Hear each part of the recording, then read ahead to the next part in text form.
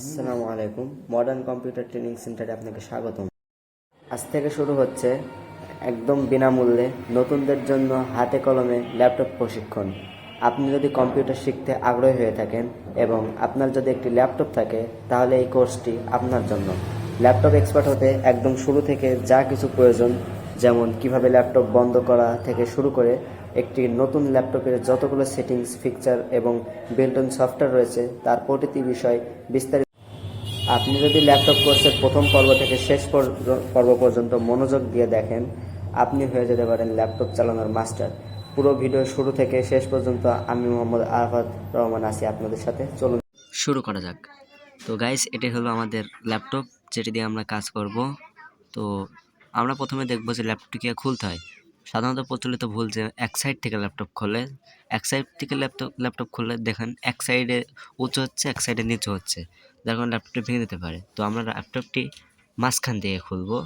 দেখেন মাঝখান দিয়ে খুললে কী হলো, ল্যাপটপটি আমাদের সুন্দরভাবে খোলা হলো এবং প্রফেশনালভাবে একটু দেখতেও ভালো লাগলো। তো এখন আমরা দেখব যে ল্যাপটপের সাইডে যেই পর্টগুলো আছে, এই পর্টগুলোর সাথে আমরা পরিচিত হব। প্রথমেই দেখতে পাচ্ছি এটি হলো আমাদের চার্জার পয়েন্ট। প্রত্যেকটি ল্যাপটপের সাথে এরকম একটি চার্জার দেওয়া থাকে, এরকম ডিসপ্লেতে দেখানো হচ্ছে, এরকম একটি চার্জার দেওয়া থাকে। তারপরে দেখব যেগুলো আছে এখানে আছে ভিজিএ পট এবং এইচডিএমআই পট। তারপরে দেখতে পাচ্ছেন যে তিনটা যে পট আছে, এই তিনটা পট হলো ইউএসবি পট। এখানে পেন ড্রাইভ ঢোকানো যায়, মাউস ঢোকানো যায়, কিবোর্ড ঢোকানো যায়। আমাদের ল্যাপটপে সাধারণত মাউস দেয়াই থাকে এবং কিবোর্ডটি ধরেন হচ্ছে গিয়ে সেট করাই থাকে, বিল্ট ইন করা থাকে। আর মাউস তো দেখতে পাচ্ছেন যে এটি টাচপ্যাড আছে। এরপরে আমরা এটা হলো টাচপ্যাড, আমাদের মাউসের কিবোর্ডের টাচপ্যাড। এখান থেকে আমরা মাউসের সমস্ত কাজ করতে পারি।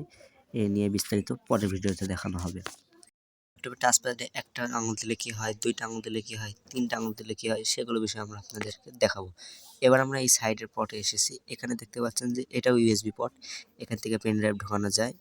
আর এই যে সাইডে যেটা দেখতে এটা হলো ডিস্ক ঢোকানোর জন্য।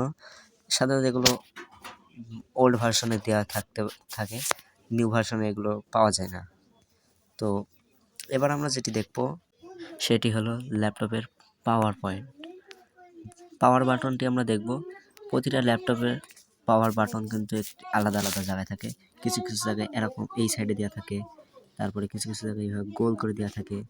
এবার পাওয়ার বাটনটি একটি চাপ দিলে আপনার ল্যাপটপটি ওপেন হবে। ল্যাপটপটি ওপেন হয় আপনার ল্যাপটপের রিফ্রেশ রেটের উপর। আপনার ল্যাপটপ যদি খুব ভালো হয় তাহলে ল্যাপটপটি খুব তাড়াতাড়ি হবে।